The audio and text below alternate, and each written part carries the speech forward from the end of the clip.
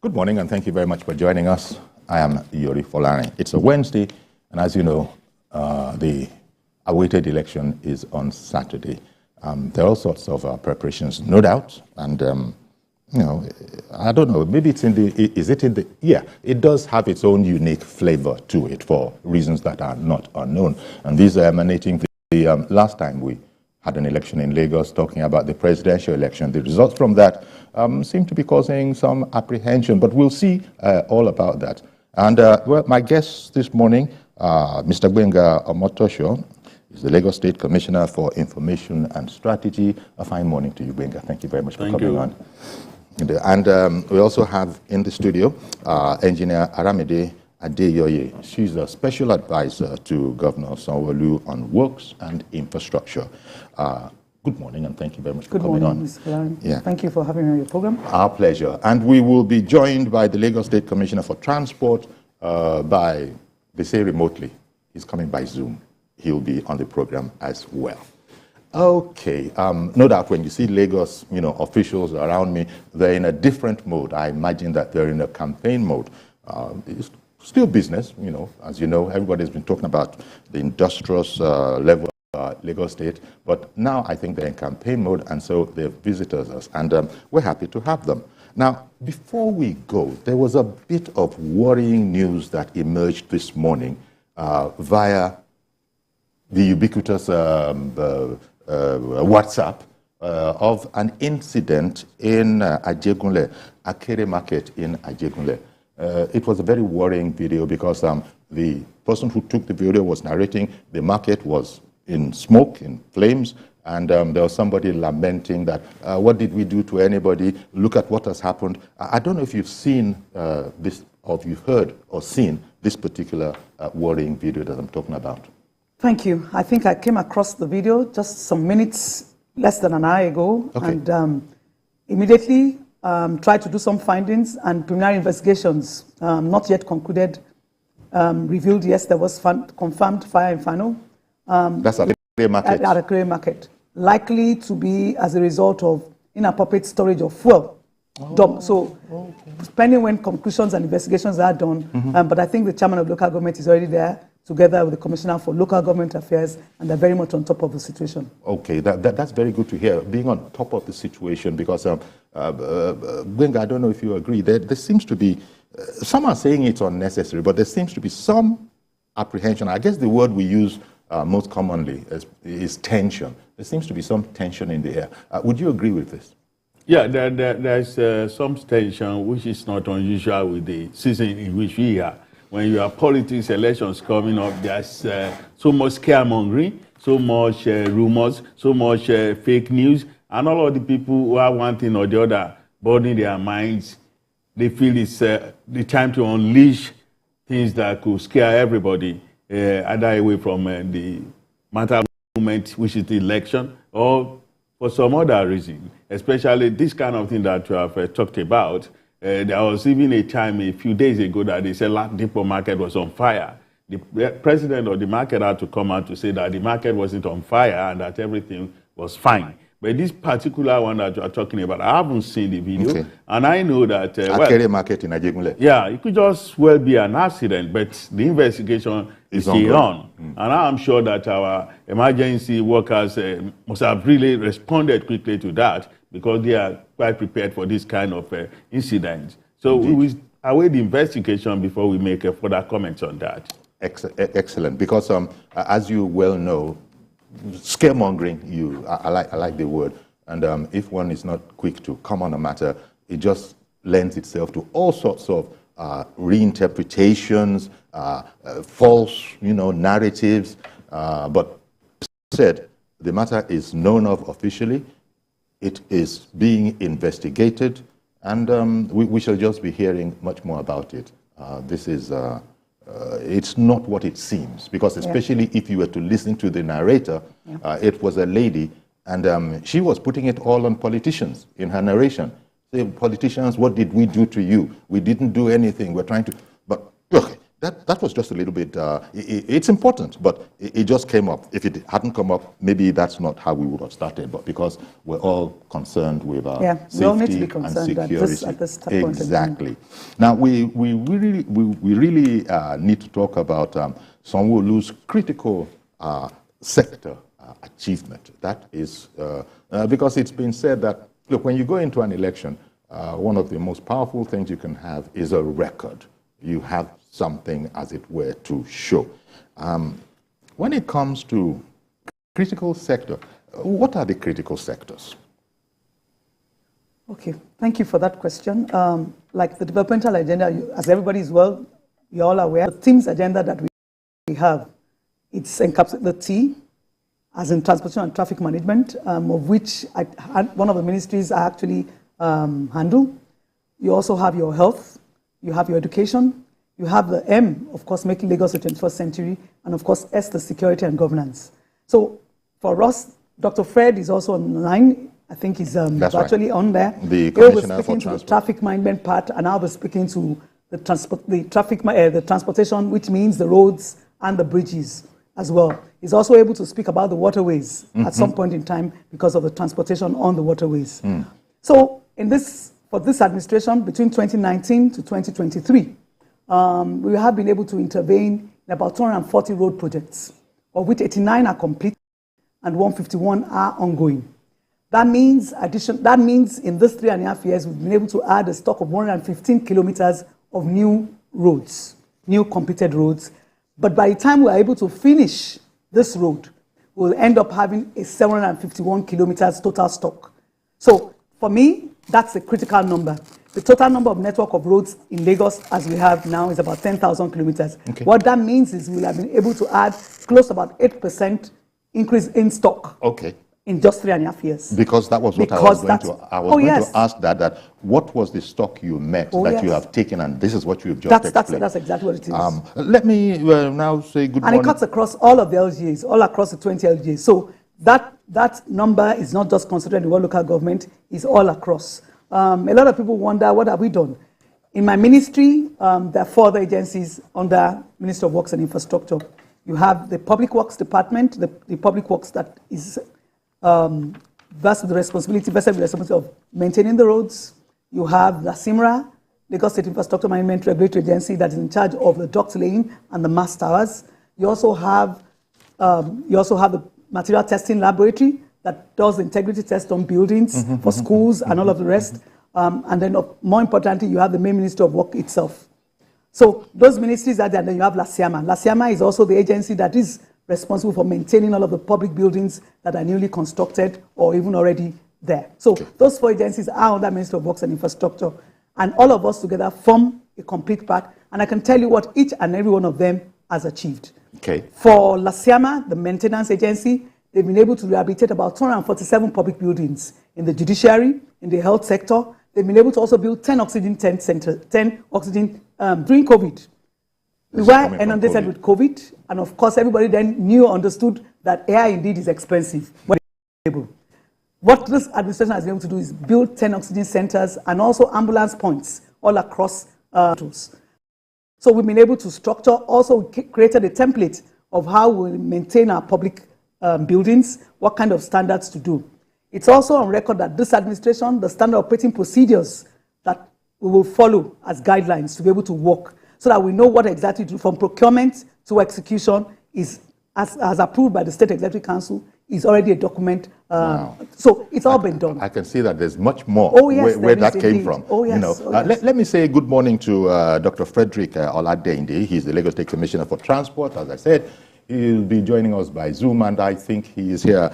Good morning to you, Dr. Adeyoye. Good morning, Mr. Yori Folari. Yes, thank you. I hope you can hear me. Thank you. Yes, we can hear you. We're in studio here fantastic. with Commissioner Omotoso and Special Advisor Adeyoye, who I'm sure you're very, very familiar with. These are colleagues you work with every day. Now, we wanted... Absolutely. Yeah. Talking about really the Sanwo-Olu's critical sector achievements, and you are a part of this administration. I've just been informed what is meant in Lagos State when you talk about critical sector. Transportation is a key one in there. Take me through in brief, if you will, please, the advancements that have come from your efforts in the Ministry of Transportation in Lagos State. Thank you very much, Mr. Folarin. So, as you know, a catalyst for investment and for a competitive economy in Lagos is the transport network. So once the transport network is not functioning well, it's difficult to attract investors. It's difficult to create employment. And one thing that we have done in the Ministry of Transport is to give people options. And so a good transport network doesn't just mean good roads. It also means that you give people options. People should be able to use the rail. People should be able to use water transportation. People should be able to use the public bus system in such a way that you can connect from one mode to the other. And what we have done in the last 3.5 to 4 years of the governor, Mr. Babajide Olusola Sanwo-Olu, is to ensure that we revamp the water transport system. What do I mean by that? So we have developed 16 jetties. About 8 will be commissioned soon. And this allows about 15 local governments out of the 20 to actually have access to our waterways. Not only have we developed 16 jetties, we have also added some ferries, 40-seaters, 50-seaters, 60-seaters, just to ensure that we encourage the private operator to also invest in passenger ferries. So this government has invested in 16 of them, and that makes the fleet of Lag Ferry about 22. Now, apart from that, we are also reforming the bus system. If I can give you some statistics, we have a population of 22 million. Every year, 1 million is added to the population of Lagos. About 14 million trips are done by public transport, and it's important that we move away from these small buses that we have and then move towards what we call the mass rapid transit. These are the big buses affected over a private sector. Okay. I won't just close. So we're also encouraging the private sector to actually also inject buses into the system too. Apart from that, you will have heard about the blue and red line. So we have completed the first phase of the blue line from Marina to Mile 2. We are testing. Okay, it does look or sound as if that call dropped for a while, but we'll soon link back up. In the meantime, I can go to Mr. Gbenga Omotoso, the Lagos State Commissioner for Information and Strategy. And what I really wanted to ask is, information is not just indispensable, it's crucially important. For people to know exactly what is going on where we are. I don't know what your reaction would be to sometimes you hear that one doesn't know. And so when people don't know, you trust our people, they're not going to leave a vacuum. They will come up with something. They will compose something and put it out as if it was authoritative. First of all, how do you react to that charge that perhaps information could have been made available, could have been shared, could have been broadcast, disseminated better than has been done?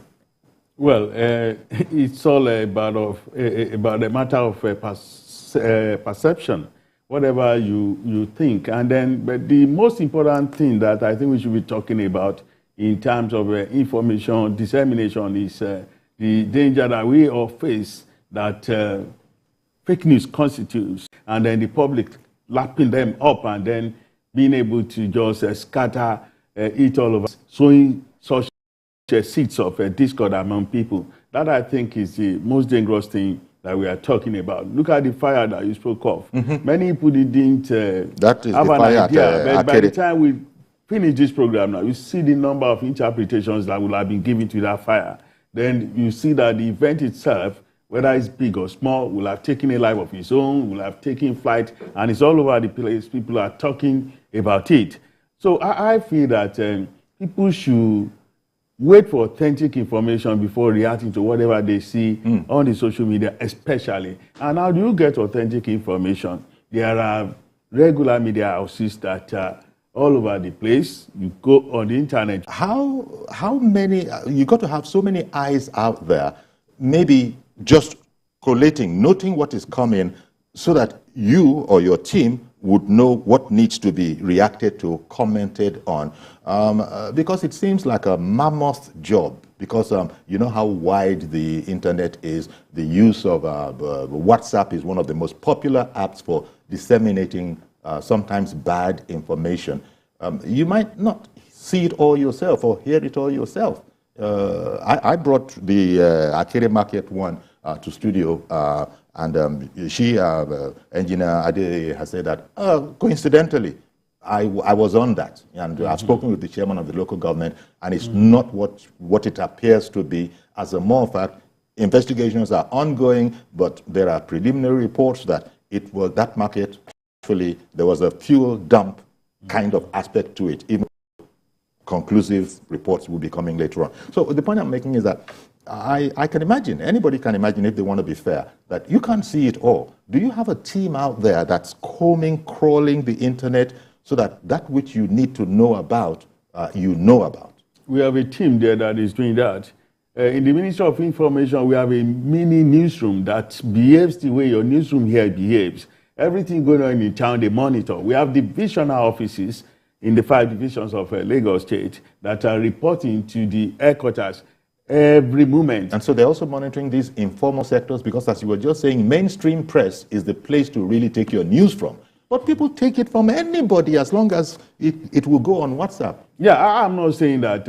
I'm just saying in terms of fact-checking, you want to know what is going on. That's right. The fire now, the way it will be reported on the social media will be different from the way it will be reported by mainstream media, who also are on the internet. Everybody is on the internet nowadays because you want to get news real time. Yes. So what we do is that we even preempt such situations. For example, the day that they said Ladipo market was on fire, and before the president of the market reacted himself, because we knew that there was no fire, the first thing to do is to ask the emergency workers whether they had any report like that. And since they didn't get any report like that, and they had even checked, so the Ministry of Information pushed out a story on the social media to say that it's all lies. And maybe that even encouraged the president of the market to come on board to say also that it's all lies, that there was no fire at Ladipo. So we do certain things to preempt the situation. But I want all of us to see it as, apart from the mere fact that information flows, we should also begin to worry about the kind of information we consume as Lagosians, as Nigerians, so that if you see something on the social media, you do not take it as the truth. You just subject it to some test for you to be able to believe whether it is credible or not. Exactly. You actually, there must be many people also that do the same. I always will fact check, especially when the story is looking fantabulous, out of this world. The first thing I do is that I'll now cross-check it with all the mainstream media. And if this news is this hot, there's no how the mainstream media will miss it.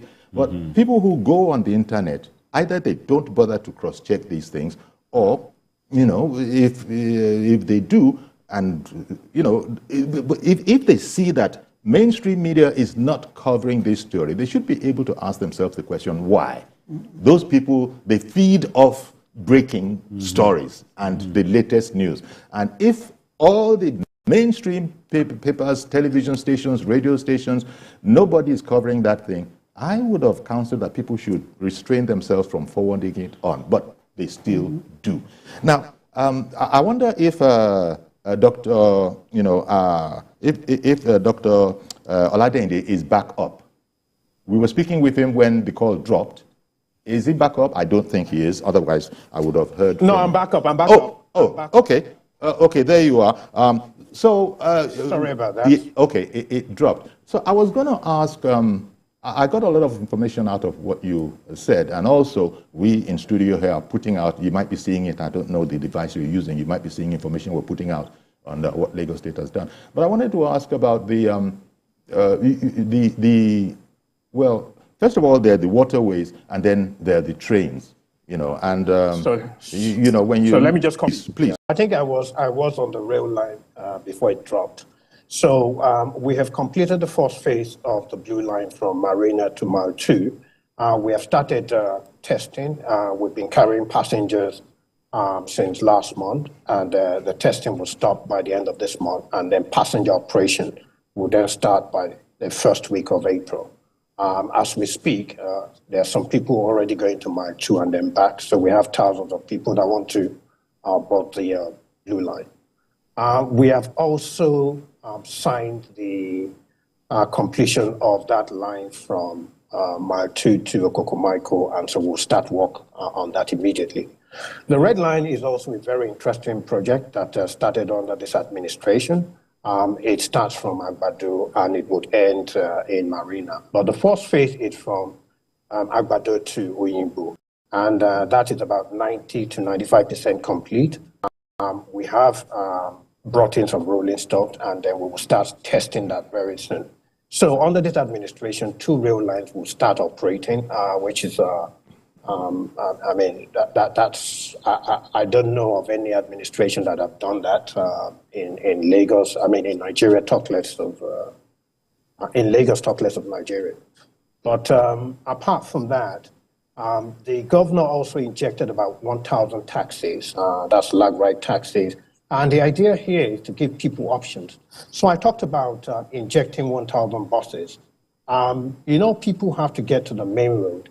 And so what the governor did was to create a hierarchy of bus mode, where you have the high capacity buses plying your main road, and then you have the smaller buses, which is called the first and last mile, which goes into your communities and then bring people out to the network. And he injected about 500. There's another 500 that we're working on right now, so to make it 1,000. And so what you have is an array of options that people can use to move from one point to the other. And the key to a very good transport network is integration. And about 2.5 years ago, we actually commissioned the Cowrie card, which people can use on the various modes of transport. So you can use it on water transportation, you can use it on the rail when we start passenger operation. You can also use it on our BLTs and buses. I beg your pardon, you would load such a card, right? You would preload such a card. You would load it with money, and then all you need to do is to tap in and to tap out. So each of these modes would have a validator where you then tap in and tap out. And what that does is that it just makes traveling via public transport cheaper and much more easier, so you don't have to carry money. And once you have the card, and it's moved seamlessly from one point to the other. And so that's on the public transport side. I would like to move to the junction improvement that we have done. So this administration at the beginning in 2019 identified 60 critical junctions that needed to be increased, that needed to be improved and reconfigured. And we have completed 41. 13 will be completed before the end of this administration, and then we have 6 at concept stage. So junctions such as Allen Avenue, junctions such as Lekki Phase 1, Lekki Phase 2, Abraham Adesoya, Ikotun, Maryland, etc. And when you go to Victoria Island, there are various junctions that have been improved and increased. And I'll tell you the significance of that. So when you look at those 2 rail lines, they're enough to shut down the whole network, because there are a series of roads that you have to shut down to develop the pillars, etc. And it was important for us to embark on those junction improvements to increase the capacity, to make sure that people have options before we actually started the rail construction of the Red Line and the Blue Line, because you know that we're building flyovers so that there's no interaction between the rail and motor vehicles, so that the rail goes at grade, and then people who want to cross the line would now have to fly over via bridge and some flyovers that we're building. And so we built 4. I think 2 have been completed. We inspected one with Mr. Governor on Sunday. That's the Ikeja one, which is complete. We're just waiting to commission that. And so what we have done is to make sure that not only have we created options for people, we have created options that are very safe, that ensure that people travel safely from one point to the other. Okay. And then I'll also talk about the enforcement. I'll come back to you. Go ahead. So I beg your pardon, Dr. Oladendi. I will come back to you. But just what I wanted to ask is that, the transportation system that you're talking about right now, people can see those things. We can see those things. We can see the livery. Now, I don't know how small it is, but what seems like a small subset is the blue and white livery is also now seen on cars, on some cars, some Jeeps, SUVs, with that same blue and white livery. Talk about that also a bit. Is that a little add-on because you're beginning to see more and more of them? Lag ride, I believe it is, if I'm correct. That's correct. So that's what I mentioned, that we've injected 1,000 lag ride. And this is to give people options. So in a developed economy, in an economy that is very competitive, people need options. So there is a place for taxis, there is a place for rail, there is a place for buses. And it's important that we create them in such a way that we can integrate them so that people have those options and then they can move seamlessly, interchanging with the various modes from one point to the other. The lag ride was created just to set a benchmark, to set a standard for e-hailing, for the e-hailing company that we're beginning to see in Lagos. So you see Uber, you see Bolt, but a lot of people have complained that they're not safe, they're not regulated properly. So we developed a regulatory framework, and then we set up one with the aid of the government just to set a benchmark that we want other investors to follow. And when you look at the review of lag ride, I mean, people will tell you that it's now one of the best e-hailing service that we have in Lagos. And the idea is to set that benchmark so that people, we deliver quality to our people who want to travel from one point to the other. All right. Thank you very much, Dr. Oladede. I have to go on a break. I don't know if I should go now. If I could talk with Engineer Adeyoye for another 2 minutes or so.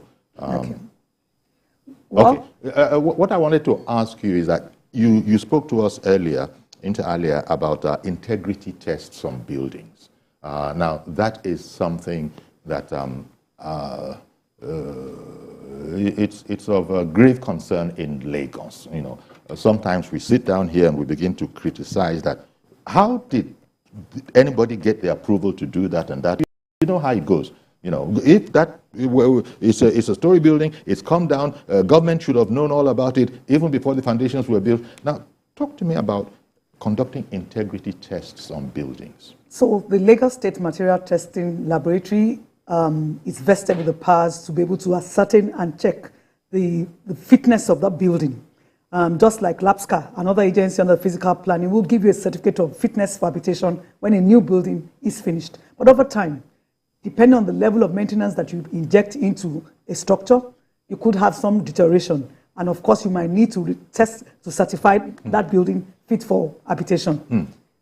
So amongst public schools and even private schools, in the last 3.5 years, what the material testing lab has done is to conduct tests across all of the public schools and private schools so that we can avert situations like the one that happened at Itafaji.